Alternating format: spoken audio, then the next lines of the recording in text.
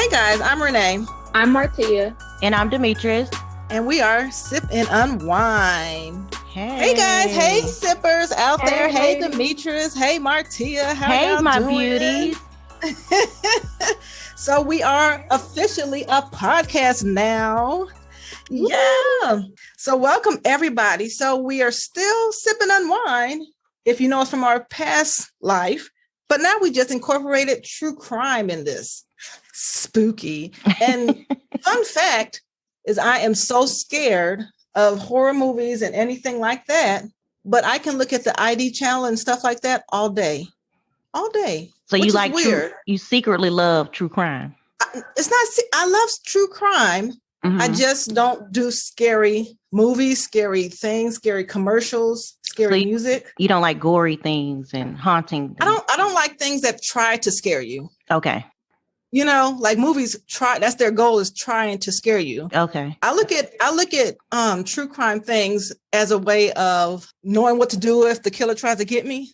Got you. To try to get out Survival of mode for your survival. Yeah. Okay. I'm just like, gosh, okay, if that happens, I'm going to try to do that, and that. So, so buckle up for a new episode. Get your drinks and sit back for a story about a girl or a lady, we'll call her, named Katherine Knight. But first, drinks. That's one of the things that we love over here. Yes, we love our unwinding part. We do. Okay, so today I'm drinking on just a little bit of Pinot Grigio because that's just my go-to drink.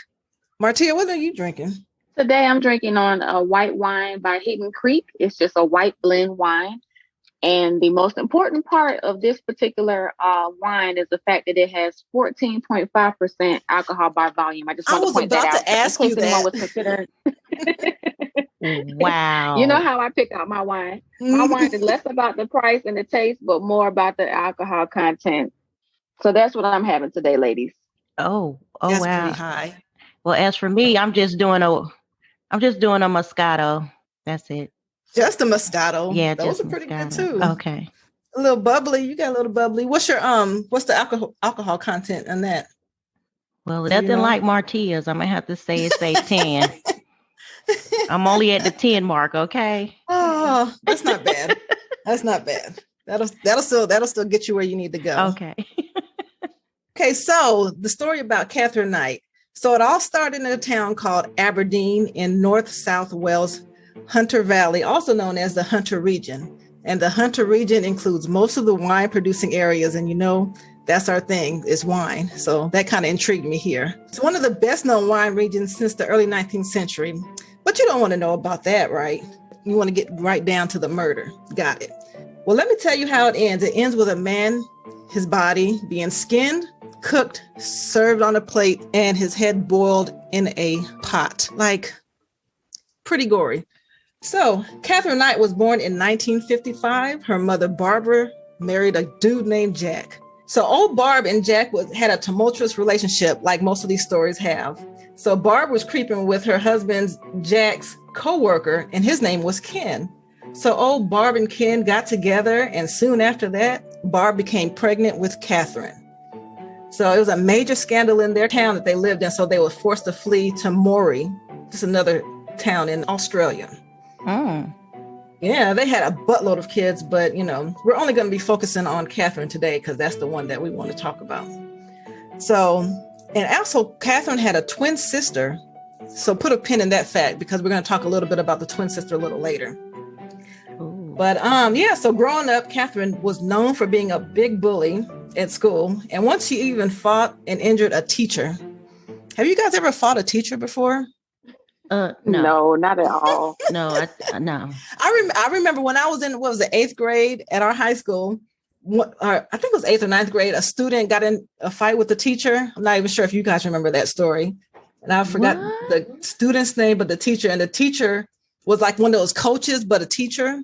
He was like a basketball or football coach or something like that. And then the teacher, because he hit the teacher, and the teacher punched him. And because of that, the teacher got fired. What? Y'all don't remember that? No way. Yeah. No. Yep. I don't. So she left school at age 15 and didn't know how to read or write. But she got a job as a cutter in a clothing factory, then moved up to cutting up meat in a slaughterhouse. Interesting, right? I guess that's where she discovered her love of cutting things. Yeah, I believe this is where she got that fascination. She even had her own set of butcher knives, and those joints were sharp. I actually want a pair of those butcher knives. Those are really sharp. Have you guys had any of those butcher's knives that are like really sharp? They can cut through anything. They cost so much, but I was like, oh, I want a pair so bad. But yeah, it put me in the mind of like Salt Bay. Remember Salt Bay? And he cuts up that meat like like it's damn water. And then he sprinkles the salt all on it. Oh, gosh, I'm hungry. All right, but I digress. Okay, and then in 1973, Katherine met an alcoholic named David Stanford Kellett. He worked for the railways. He had a few accidents on the train that was caused by his drinking. He even fell asleep and derailed a damn train. Oh. They couldn't take it anymore, so they fired him. Then he got a job at the slaughterhouse where he met old Katherine. So after they started dating, they even included her twin sister in the bedroom fun. I saw that. You had to bring the sister in. It's the same. Are you almost serious right now? Yes. So, when I read that, I had to reread it. Like, did I just read this right? Yes. They was just like, okay. So twin sisters getting it in. It's gross, but, if that, floats your boat, do what you do. And, so a year later, David and Katherine got married in 1974. They were a tag team of a couple. And they used to get into fights a lot about, with other people. And it puts me in the mind of Martia. It's like if they mess with her man, she would fight them. And it's funny because when I heard that, I was just like, oh, that's Martia. Even though she's not a fighter. I wonder where you were about to go with that. Even though she's not a fighter, but she's not still, a fighter. Fight. She will fight if you put your hands on her. Play about my husband. Exactly. And that's something we all know. So yeah. So when I read that part, I was just like, that's Martia right there. So yeah, but yeah, so since she also, she fought and beat up his attackers and stuff, she also fought her husband. So she abused him as well as other people. But at their wedding, Katherine's mother told David. She beating up everybody, including the husband? Yes. Yeah. How you a tag team and you fighting each other? She's a fight. She fights him and she fights other people when they go out, I guess. Okay. Yeah. Okay.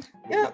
So at their wedding, Katherine's mom told David to watch out for her daughter because she said she's crazy and she'd kill him.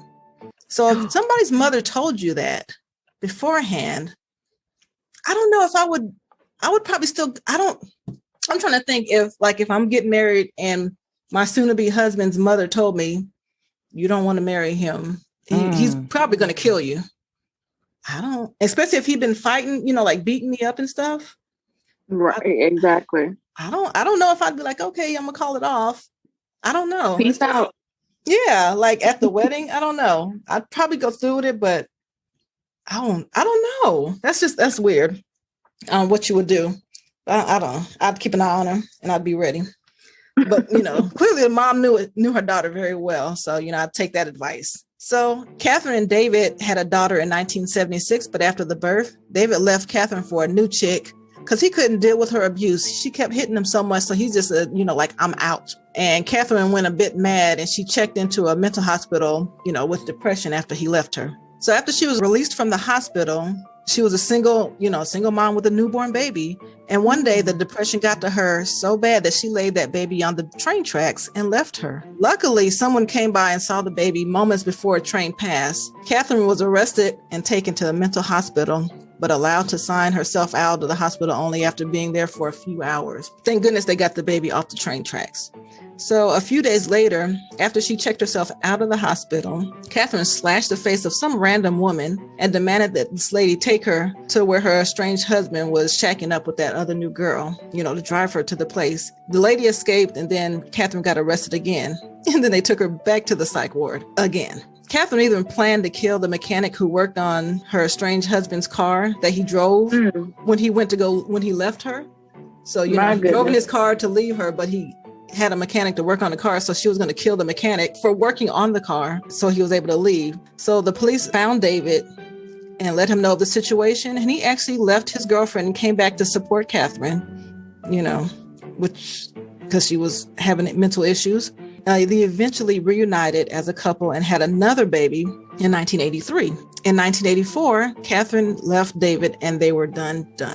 So that was the end of them. In 1986, she met David Saunders. This is another David. This is the second David. We'll call him David number 2, probably. And like the first relationship, this one was abusive too, on her part. She just couldn't keep her hands to herself. She even cut the throat of a puppy in front of him to show him what she would do to him if he had an affair on her. Then she hit him over the head with a frying pan and knocked him out. Oh. Clean. And in 1988, they had a daughter, so he didn't leave. So he stayed with her after the frying pan and the dog. Like, yeah, you mess with my dog, we're out. But, you know, that's them. So they bought a house together, and she decorated it with animal skins, skulls, machetes, rakes, and pitchforks. Would that Nothing left uncovered. Oh my goodness. Like, no, that's not a clue. Like, I should have gave you a clue there, but you know. So she was with the second husband, okay? I would be like, Grandma, please, can I come live with you? Right. Like, this bitch is crazy. Can I? Exactly. Like, oh my gosh. Okay. And then so one night they got into an argument and she hit him in the face with an iron and stabbed him in the stomach with scissors. Oh. Yeah, he left for a while, but later he came back, to get his clothes and stuff. And when he came back, his clothes were cut up, and then he left and went into hiding from this lady after he, came back and saw his clothes was cut up and she already stabbed him with some scissors. He came out of hiding many months later to find out that she filed an assault charge on him. And soon after, it was over for good. So that's the end of that relationship. What kind of assault charge could she? Domestic. She was saying that he was hitting on her. So, So out of hitting and stabbing, she did. Yeah. So since she couldn't find him, she put a police report out that he did something so that I guess the police can find where he was. Wow. Yeah. All right. And then in 1987, she met a new beau named John Chillingworth. Some name, right? He worked. Yeah, he worked with her as well. She meets them all at work. I tell you, it must be a nice place to work. But the slaughterhouse, she's racking them up. It seems like they would talk at the job and be like, nope, don't be with her. No, I mean, definitely don't have a coworker. She stabbed the last dude. She met him at work, and a year later, they had a child. She has so many kids. A year later, she had a child, but the relationship was short-lived, and she left him for a man she was having an affair with, and his name was John Price. John Charles Thomas Price was the father of 3, and he knew about Catherine's abusive past, but he was still okay with being with her. She moved into his house with his kids, and his kids actually really loved her. He worked at the local mines and made a lot of money. In 1988, they had a big fight because he didn't want to marry her and just shack up. Been there before, but I digress again. Okay, so to get back to him, Catherine snitched on him and videotaped the things that he stole from work. Like, have you ever stole from your job before? No. Or is that just me? Okay. That's probably just me. You aren't by yourself. I had a whole job up in my house at one point. But yeah. Right. So it's crazy. So she videotaped the things that he stole and sent the videotape to his job. Oh. That's really messy as hell.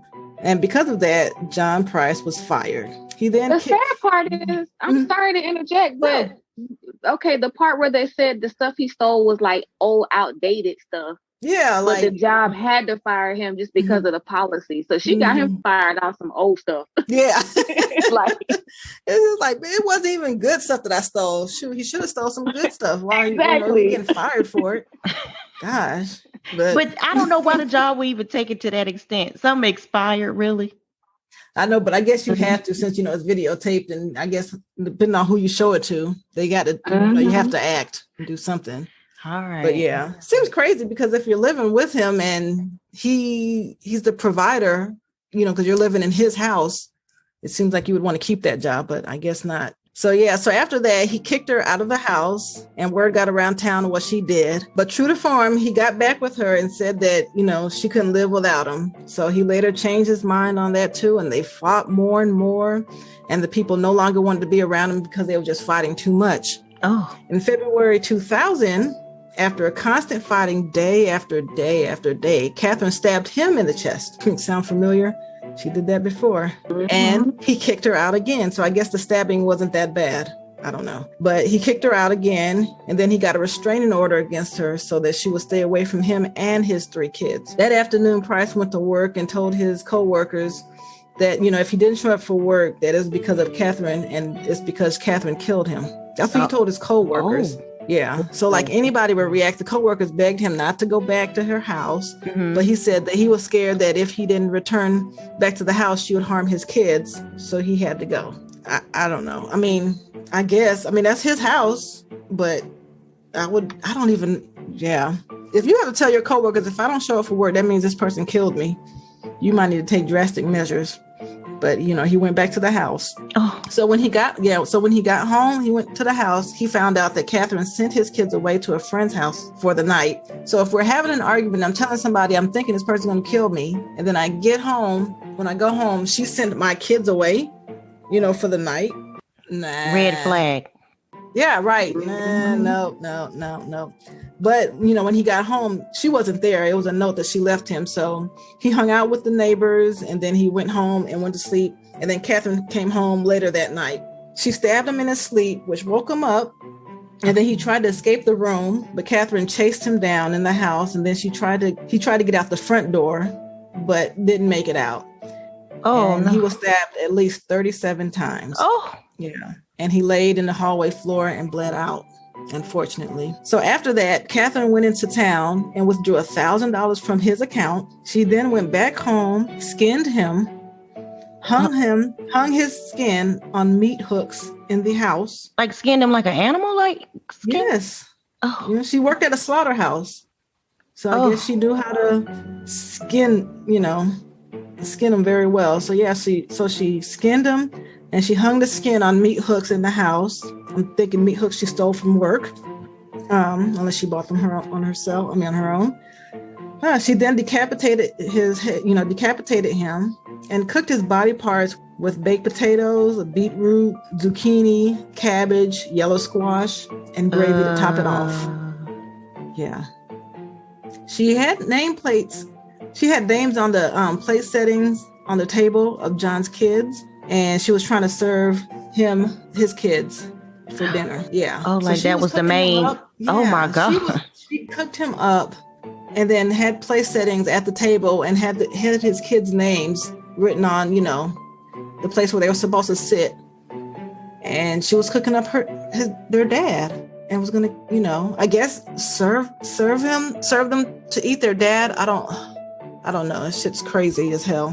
When I read this, I had to take a break from reading it when I got to the part where all this happened. I had to take a break and then come back to it. Right. This just sounds so unrealistic. Can you imagine? It's not even like a horror movie. Enough. Yeah, it's bad enough that you skinned him and hung his skin and decapitated him and all that. But then you try to serve him to his kids to eat.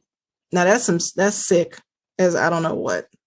But yeah, so at 6 a.m. the next day, the neighbor noticed, that his car was still there and he hadn't moved his car. And he didn't show up for work. And coworker was sent to his house to check on him. I'm not sure what kind of coworkers they had, but nobody could send me to somebody's house if they said, hey, Renee, if I don't show up for work, that means somebody killed me. And then they don't show up for work. And I physically get in my car to go to their house to check on them. I'm calling the police first. Police, right, same here. Go to this house because it might be something going on there. Clearly. But that's just me. So the coworker went to the house and the coworker and the neighbor who noticed that the car was still, there after a while. So the coworker and the neighbor went to the house and knocked on the bedroom window with no answer. Then they noticed blood on the front door when they walked around to the front. So then that's when they called the police. When the police got there at 8 a.m., they broke down the back door and then they found Price's body laying there. Well, what was left of Price's body.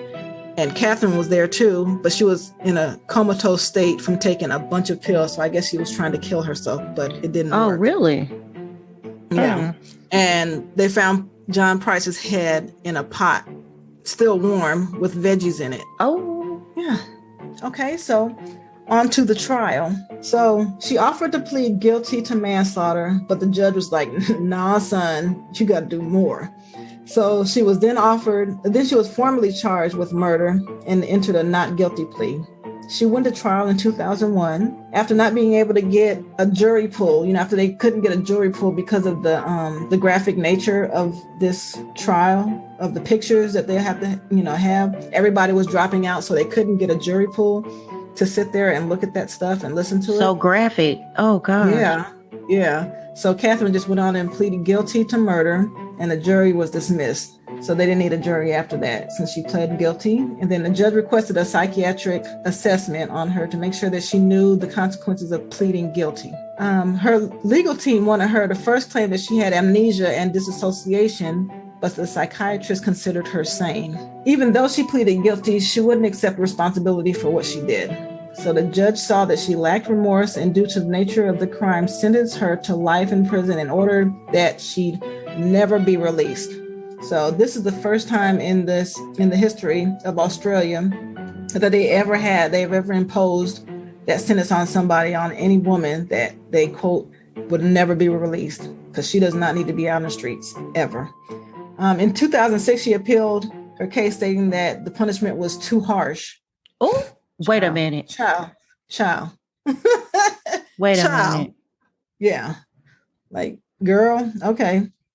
So, and then I was trying to look up about her sister, about her twin sister.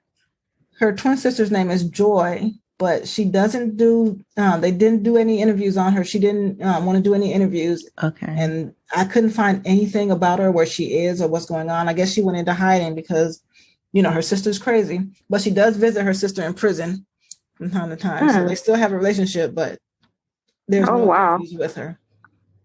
And that is the end of Katherine Knight. And let's put her to rest. My goodness. That was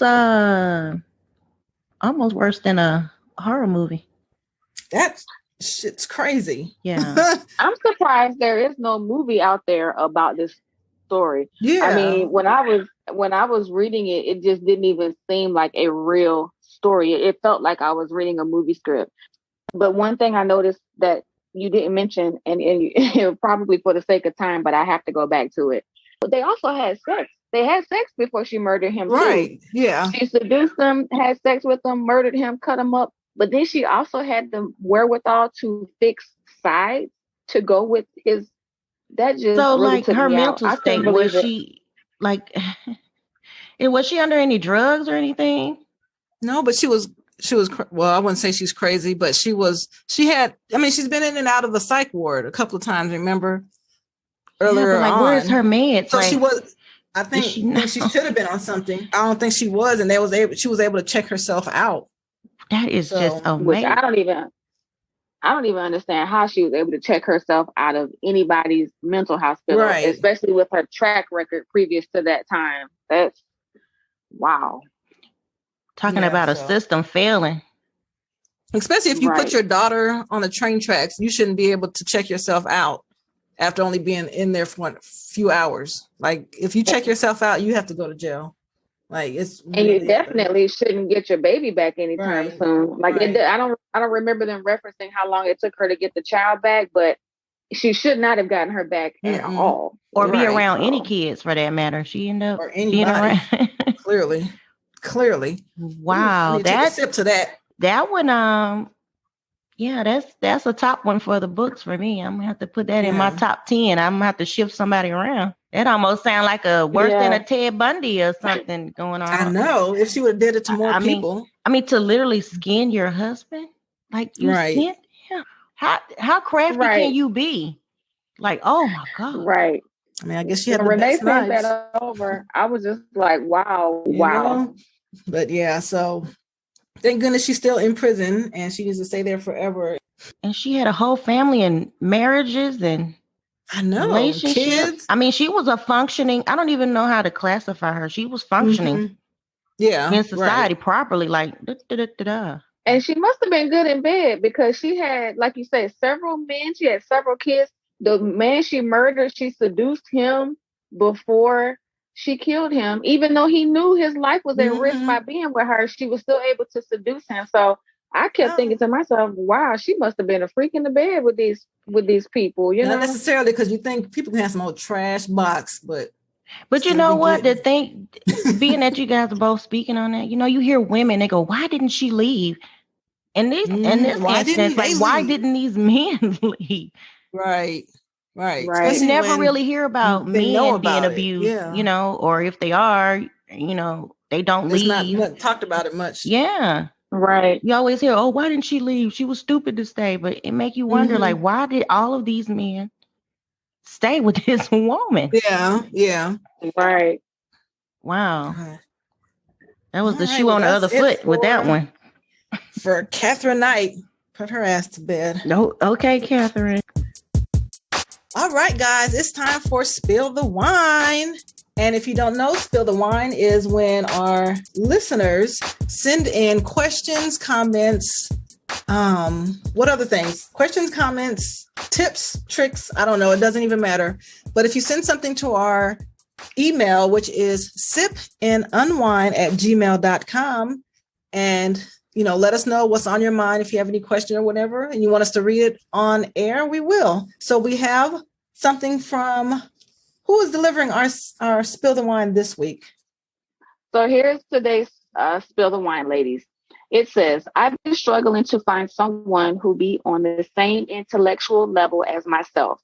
I want to have conversations about different ideologies or just ponder the nature of things rather than the colloquial conversations of what we did that day. I'm genuinely attracted to the other person, personality-wise, but find that I lose interest because I don't feel like I am able to have deeper conversations. Is it too much to ask to be intellectually stimulated in a relationship?